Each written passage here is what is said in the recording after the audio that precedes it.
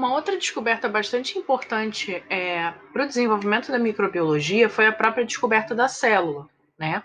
Em 1663, um cientista inglês chamado Robert Hooke, né, ele, com a curiosidade, ele queria saber por que a cortiça era um material tão leve, né, a ponto de flutuar na água, né, de ser a complexidade desse material, né, o fato dele ser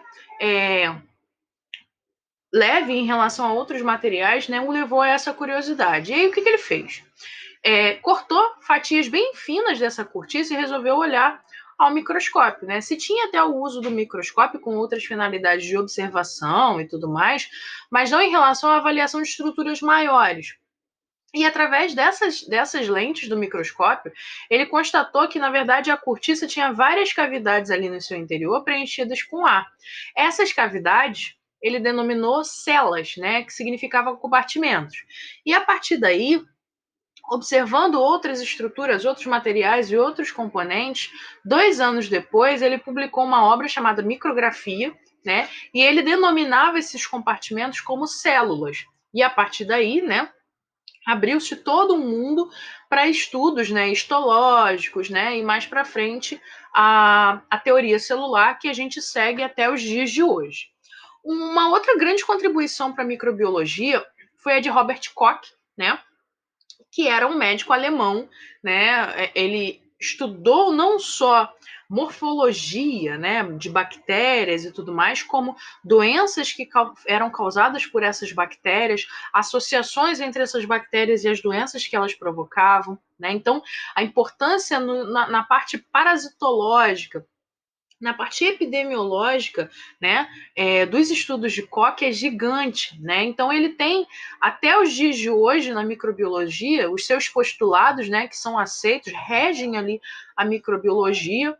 Ele foi o responsável por fazer o isolamento do Bacillus anthracis, né, que é o anthrax, a bactéria causadora de uma doença chamada carbúnculo. A própria bactéria da tuberculose, que recebeu um nome em homenagem a ele, né, o bacilo de Koch, e até mesmo o Vibrio colérico, que é o causador da cólera. Então ele estudou, não só fez o isolamento e a descoberta, por assim dizer, dessas bactérias, como também estudou sintomas, né, e das doenças em si. Os postulados de Koch regem o seguinte: são 4 postulados, né? É a associação constante do patógeno com o hospedeiro, isolamento do patógeno, inoculação do patógeno e reprodução dos sintomas e o reisolamento do patógeno.